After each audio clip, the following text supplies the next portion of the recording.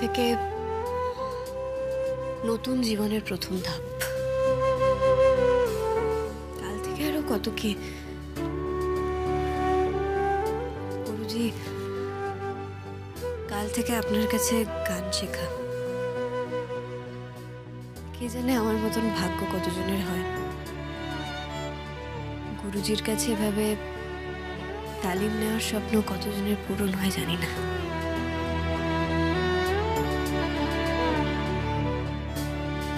মেঘ, হ্যাঁ বাপি, খুলছি 1 মিনিট।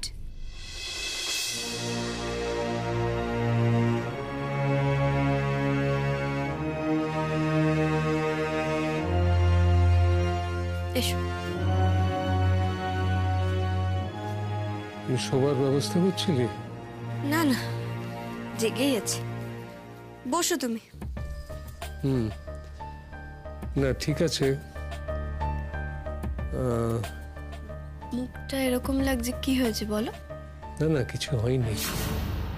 ঘাবড়াবার মতো কিছু হয়নি, ঘাবড়ে যাস না। কেন আমার ঘাবড়াবার কথা আসছে কেন? কার কি হয়েছে? না না, মার কিছু হয়েছে? না না না না, মা তো ঘরে বসে ফোন করছে। দিদিভাই আবার শরীরটা খারাপ করলো কি? না না, দিদিভাই ঠিক আছে, মা দিদিভাইয়ের সঙ্গে কথা বলছে, সে ঠিক আছে। তাহলে নীলের কিছু হয়েছে? বাপি কি হয়েছে? তুমি বলছো না কেন? তুই এরকম আমি না বুঝতে পারছি। নীলের কিছু হয়েছে বলে তুমি চুপ করে আছো। বাপি আরে আমাকে বলো, নীলের কি হয়েছে? ও বাপি কি হয়েছে আমাকে বলো। নীল তুই এরকম করিস না, কিছু হয়নি, কিছু নীল কি বেঁচে আছে? তো কি হয়েছে বাপি? বলছিস কি? এরকম কথা বলতে নেই। তুমি আমাকে বলো কি হয়েছে নীলের। আমি সব সহ্য করে নেবো, আমাকে প্লিজ বলো নীলের কি হয়েছে বাপি? কিচ্ছু হয়নি, একটা ছোট্ট অ্যাক্সিডেন্ট হয়েছে, সাংঘাতিক কিচ্ছু নয়। এখন কেমন আছে? ভালো আছে, সিটি হসপিটালে রয়েছে, ডাক্তারের সঙ্গে আমার কথা হয়েছে। কি বললেন doctor? He is out of danger. হ্যাঁ, ব্লাড লস হয়েছে কিন্তু জ্ঞান ফিরে এসছে। ভাবি নীল বেঁচে যাবে তো? ভাবি বেঁচে গেছে রে, বেঁচে গেছে। আমি হাসপাতালে যাবো একবার, তুই কি যাবি?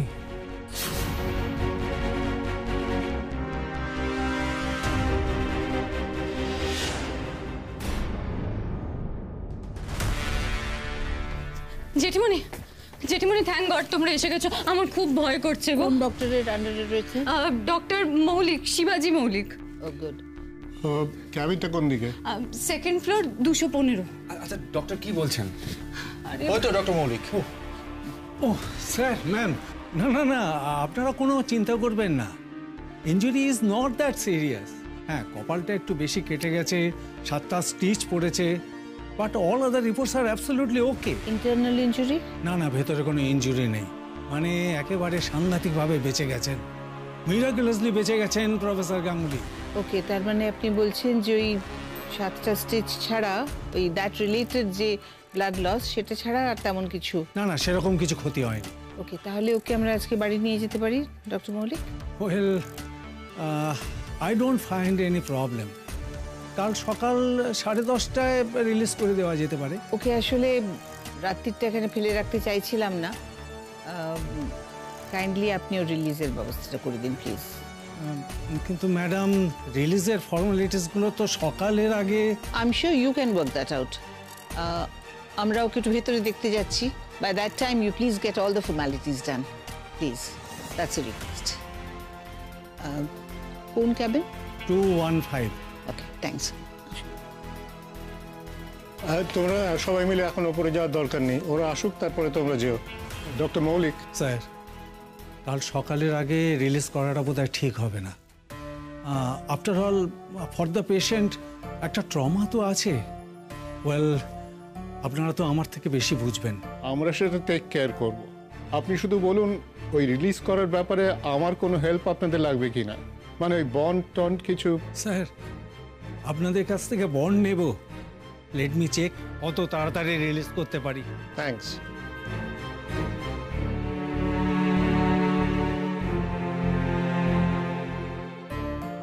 কাকে ফোন করছিস?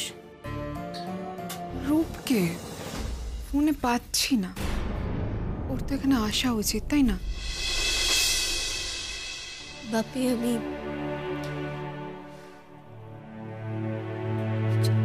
যাবো না।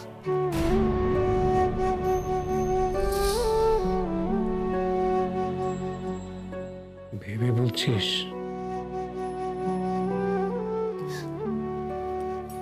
হ্যাঁ, ভেবেই বলছি যাবো না। নীলের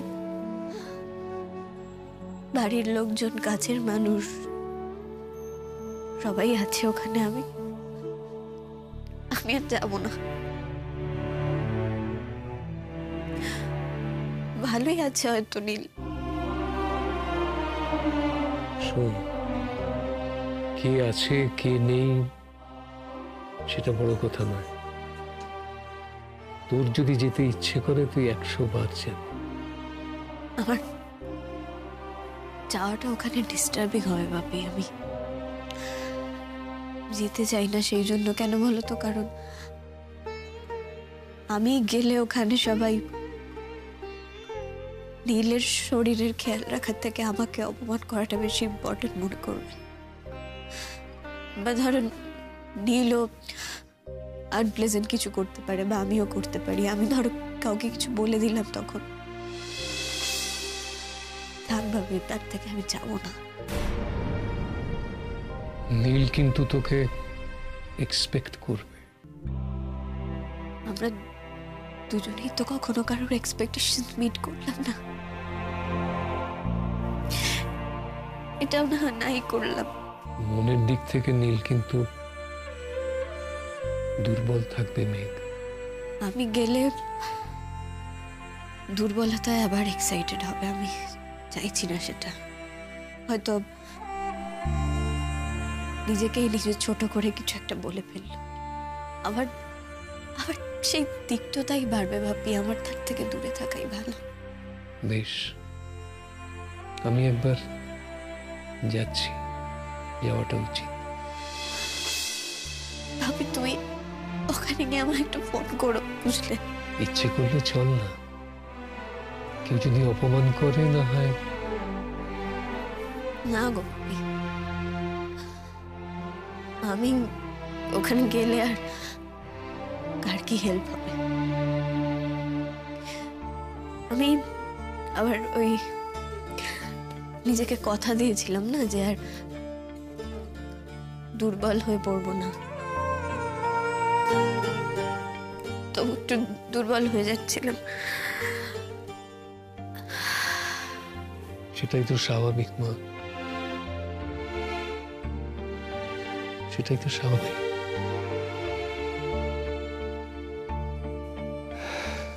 এত তাড়াতাড়ি এত আবেগ একেবারে উপড়ে ফেলা যায় না? যাওয়া উচিত।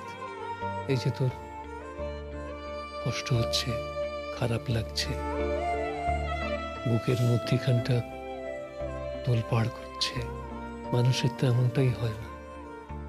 নাহলে মানুষের সঙ্গে রোবটের আর তফাৎ কিছু? আমি তো বেশ নিশ্চিন্ত হলাম, আমার মেঘটা বদলে যায়নি, মেঘের মতোই আছে। থাক না, মুখে হাসিটা থাক, চোখে জলটা থাক, আর থাক আত্মমর্যাদা। দিদিভাই ওখানেই আছে, তাই না? আমার নিজের সন্তান আজকে আমার কাছে অচেনা। তার মনের তল আমি পাই না রে, কোনো কিছুরই কোনো থই পাই না, বুঝতে পারি না তাকে।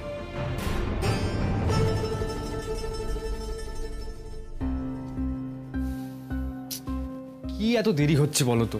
কিসের এত ফর্মালিটিস থাকে? এটা তো হসপিটালের ব্যাপার, একটু তো সময় লাগবে বলো। আর তুমি বলো এবার দাদাভাই কখন বাড়ি যাবে, কখন রেস্ট নেবে? ভালো লাগে না। শোনো না, তুমি একটু ওয়েট করো এখানে, আমি একবার ভেতরে গিয়ে দেখি কি অবস্থা। আমি গিনিমিনিদের পাঠিয়ে দিচ্ছি। ঠিক আছে, হ্যাঁ।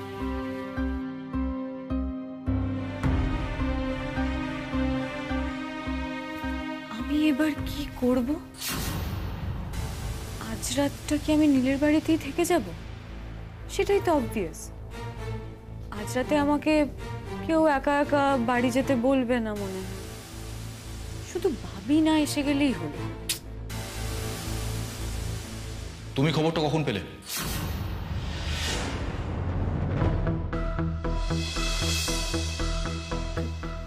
কাকামণি, তুমি? আমি না একদম ঘাবড়ে গেছিলাম। আমি জানতে চাইছিলাম যে তুমি অ্যাক্সিডেন্টের খবরটা কি করে পেলে? আমি ওই মেঘের কম্পিটিশনের ওখানে গেছিলাম তো, তাই ওর জেতার পর আমার মনে হলো একবার নীলকে ফোন করে জানানো উচিত, তাই আর কি।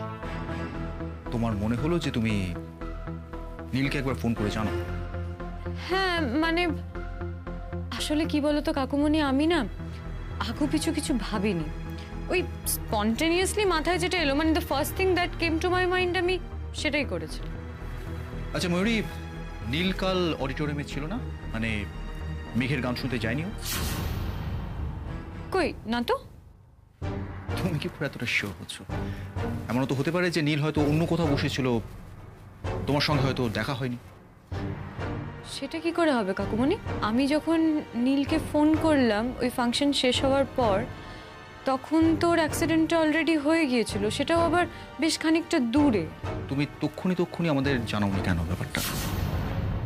কেন এই হসপিটালে আসার পর তুমি আমাদের ফোন করে জানালে? কাকুমণি, আমি জানি না তুমি আমাকে এই প্রশ্নগুলো কেন করছো, আর এভাবে কেন করছো। কিরম ইন্টারোগেশনের মতো লাগছে আমার পুরো ব্যাপারটা। তোমার কি মনে হচ্ছে আমি মিথ্যে কথা বলছি? না না ময়ূরী, আমি সেটা মিন করিনি। আমি বলতে চেয়েছি যে তুমি একটু লেট করে আমাদের জানিয়েছো আর কি। ময়ূরী, তুমি তোমার বাড়িতে খবরটা দিয়েছো? মানে মেঘ জানে? হ্যাঁ জানিয়েছি তো, অনেকক্ষণ আগে জানিয়েছি, ইনফ্যাক্ট কিছুক্ষণের মধ্যে ওরা চলে আসবে। ও জেঠিমণি, কি হলো? নীলের সঙ্গে দেখা হলো, কথা হয়েছে? হয়েছে, কিন্তু ময়ূরী, তোমাকে যে আমি কিভাবে ধন্যবাদ দেব সত্যি আমি জানি না। আমাদের পরিবারের প্রত্যেকটা বিপদে তুমি যেভাবে আমাদের পাশে দাঁড়িয়েছো, বাকি সব কিছুকে পরোয়া না করে তুমি যেভাবে আমাদের উপকার করেছো, তোমাকে সত্যি মানে তুমি আমাদের আত্মীয়র থেকে অনেক বেশি, অনেক আত্মীয় এটা করে না গো। You are much more than my family. এভাবে বলো না জেঠিমণি, আমি তো তোমাদেরকে আমার নিজের লোক বলেই মনে করি, বলো। হ্যাঁ, তুমি তো নিজের লোক বলে মানো, আমি জানি, কিন্তু দেখো, যার সবার আগে ছুটে আসা উচিত ছিল সে কিন্তু একটা ফোন করেও খবর নেয়নি। মীনাক্ষী, থাক না এখানে। কেন কেন নয় বলো তো? মানুষের বিপদে আপদে শত্রুও ছুটে আসে, অচেনা মানুষ ছুটে আসে, অনাত্মীয়ও ছুটে আসে। আজ একটা জিনিস খুব স্পষ্ট করে বোঝা গেল ত্রিদীপ, মেঘের নীলকে ভালোবাসার দৌড়টা একদম পরিষ্কার বোঝা গেল। কোনো কালে এতটুকুও যদি টান থাকে, তাহলে সেই মানুষটার অ্যাক্সিডেন্ট হয়েছে শুনে কেউ বসে থাকতে পারে না গো, ছুটে আসে। তখন সম্পর্ক, ঝগড়া সব ভুলে যায়। এনিওয়ে, যত সে দূরে থাকে ততই নীলের ডিসিশন নিতে আরো সহজ হবে। ওদিকে কি বললো, ছাড়বে কখন? ডক্টর বললেন কয়েকটা ফার্দার টেস্ট করে নিচ্ছে, আর ওই একটা ড্রেসিং করে দিচ্ছে, 3-4 পরে খুলে দেবে সেটা। নীল কেমন আছে এখন?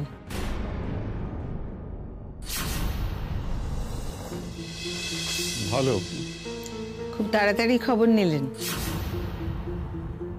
মিসেস গাঙ্গুলি, খবর কিন্তু আমি নিয়েছি। ডক্টর মৌলিকের সঙ্গে আমার একাধিকবার কথা হয়েছে। বাবি, তুমি কি এখানে একা এসেছো? কেন, আর কার আশা ছিল? বাবি, আমি অবভিয়াসলি মেঘের কথা জিজ্ঞেস করছি। ও আসেনি তোমার সঙ্গে? না, তুমি তো বললে। আমি কি বলেছি তোমাকে? আমি কি আর তোমাকে বারণ করেছিলাম নাকি ওকে নিয়ে আসতে? কি বলো না। আমি তো বলিনি একবারও ময়ূরী যে তুমি মানা করেছো। যাই হোক, না এসে বুদ্ধিমানের কাজই করেছে। না আসার ডিসিশনটা তার মানে মেঘের নিজের। প্রদীপবাবু, নীলকে কি এখনই রিলিজ করবে? হ্যাঁ, আমরা ওকে নিয়েই ফিরবো। আচ্ছা আচ্ছা, ঠিক আছে, আমি আসি তবে। আপনাদের পারিবারিক ব্যাপারে এখানে না থাকাটাই ভালো, আর কথায় তো কথা বাড়েই। ময়ূরী এসো। ময়ূরী, ড্রাইভারকে ছাড়তে হবে, এসো। হ্যাঁ বাবি। অনিন্দবাবু, একটা কথা জিজ্ঞেস করব। কেন তুমি? 1 মিনিট প্রদীপ, 1 মিনিট অনিন্দ্যবাবু। আচ্ছা, আপনি তো কলেজে পড়ান, ছাত্র তৈরি করেন, দেশের ভবিষ্যৎ তৈরি করেন। তা আপনার কি মনে হয় আজকে নীলের এই অ্যাক্সিডেন্টের পরে মেঘ যে একবার ফিরেও তাকালো না, কোনো খবর নিল না, সেটা কি খুব ঠিক করলো? আপনি কি বলেন? আপনার শিক্ষা কি বলে? আমরা তো জানি যে মানুষের বিপদে আপদে শত্রুও ছুটে আসে। তা আপনার ছোট মেয়ে তাহলে? শত্রু নয় বলেই বোধহয় আসেনি। আপনাদের এই সময় কটু কথা বলবো না ভেবেছিলাম, বলতে চাইনি, কিন্তু বাধ্য হলাম। মিসেস গাঙ্গুলি, একটা কথা জানতে আমার খুব কৌতূহল হচ্ছে। আমার মেয়ে যদি আসতো তাহলে আপনার প্রতিক্রিয়াটা কি হতো? খুব নিশ্চয়ই ভালো লাগতো না আপনার। যাই হোক, তিক্ততাটা আর বাড়িয়ে লাভ নেই। নীলের দ্রুত আরোগ্যের জন্য আমার শুভ কামনা রইল। চলি। দাদা ভাই ঠিক আছিস তুই এখন? কষ্ট হচ্ছে না তো আর?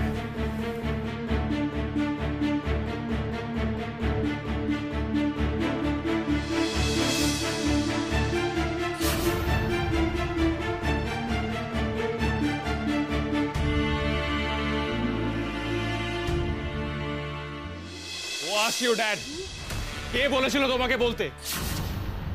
আমি তোমাকে একবার বলেছিলাম গিরির সঙ্গে বিয়ে করব, তুমি কেন বলতে গেছিলে? ঠিক আছে, চলো চলো চলো চলো, ঘরে চলো না। মম ছাড়ো আমাকে, লিভ মি, কোথাও যাবো না আমি। আগে ড্যাডকে বলতে বলো বিয়ের কথা কেন বলতে গেছিল। গলা নামিয়ে কথা বলো। নামাবো না গলা। আগে তুমি বলো, আমার সঙ্গে ডিসকাস না করে, আমার সাথে কথা না বলে কেন বলতে গেছিলে? রূপ, কেন এভাবে কথা বলছো? তুমি চুপ করো। কেন বলেছি? নিজে একবার আয়নার সামনে দাঁড়িয়ে দেখো, তাহলে বুঝতে পারবে কেন বলেছি। আমি আর তোমার মা মিলে তোমাকে মানুষ করে উঠতে পারি। কেন জানো? তার কারণ হচ্ছে তোমাকে সারা জীবন কোনো দায়িত্ব নিতে হয় তাই। আর ওই গিনি গাঙ্গুলি রূপ সান্যালকে মানুষ করে দেবে? হ্যাঁ দেবে, সেই বিশ্বাস আমার আছে। তোমার মতো বিগড়ে যাওয়া ছেলেকে সেরকম একটা ঠিক মেয়ের হাতে পড়লে ঠিক শুধরে যাবে। হ্যাঁ, কি করবে? কি করবে আমাকে? মানে কি শুধরাবে? আমাকে ভেড়া বানিয়ে রাখবে, এটাই বলতে চাইছো?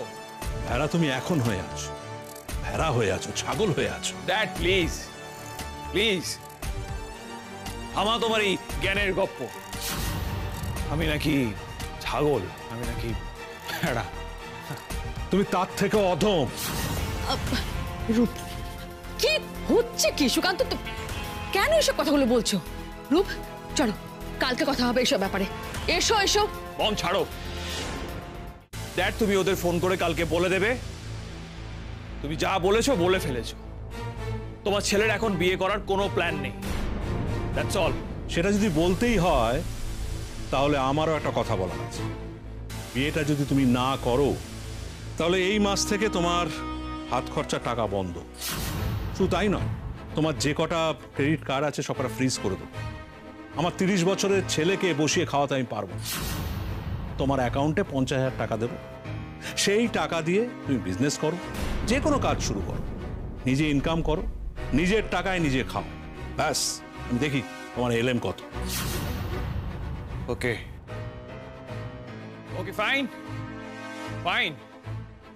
এই রূপ সান্যালও দেখিয়ে দেবে সে কি করতে পারে, দেখিয়ে দেবে। রূপ রূপ রূপ, উফ, আই আস্তে। রূপ, কি হচ্ছে? বাবাকে।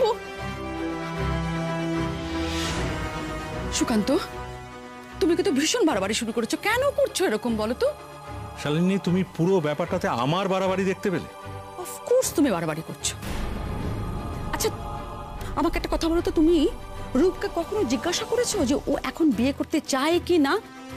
না, করোনি। দুম করে ওই বাড়িতে গিয়ে বিয়ের কথা তুললে কেন বলো তো? আর তাছাড়া তোমার ছেলে এখন বিয়ে করতে চায় না, ও প্রিপেয়ার নয় বিয়ের জন্য। হতে বলো, প্রিপেয়ার হতে বলো, প্রিপেয়ার করতে বলো ওকে নিজেকে। সুকান্ত, ওর বয়সটা কত? ওকে একটু এনজয় করতে দাও না লাইফটাকে। একটু বাঁচতে দাও না ভালো করে। বিয়ে করলেই বাঁচবে, বুঝেছো? দায়িত্ব নেবে, এনজয় করবে। একটা ভালো মেয়ে গিনি, একটা ভালো ফ্যামিলির মেয়ে, শিক্ষিত মেয়ে, রুচি আছে। নট অনলি দ্যাট, ও রূপকে ভালোবাসে। So what? ও রূপকে ভালোবাসে, তার মধ্যে এই নয় যে রূপও ওকে ভালোবাসে। তার তো কোনো মানে নেই। তুমি কিন্তু বড্ড বাড়াবাড়ি করছো এখন। দেখো শালিনী, তোমার ছেলেকে পথে আনতে গেলে না ওকে দায়িত্ব দিতে হবে। আমরা আজ পর্যন্ত ওকে কোনোদিনও দায়িত্ব দিইনি বলে ও একটা অমানুষ তৈরি হয়েছে। আকাশে কার বুকের মাঝে ব্যথা বাজে, দিগন্তে কার কালো আখি, আখির জলে যায় ভাসি, ভালোবাসি, ভালোবাসি, ভালোবাসি। মেঘ, বেশ নাম তোমার, জানো? মাটিতে পাই পড়ে না। তুমি এই পৃথিবীর সব ক্ষুদ্রতার থেকে ঊর্ধ্বে। ওই ওই উঁচু আকাশটাই তোমার আরাধনা। অনেক দূরের তুমি। তুমি হেসেছিলে, আমার সঙ্গে কথা বলেছিলে, কিন্তু তাও মনে হচ্ছিল তুমি যেন বহু দূরের মানুষ, অনেক মানুষ। যখন পাহাড়ে যাই তখন মনে হয় মেঘ যেন আমার নাগালে, কিন্তু কিন্তু হাত বাড়িয়ে সেই মেঘ কোনোদিনও ধরা যায় না, ইলিউশন মনে হয়।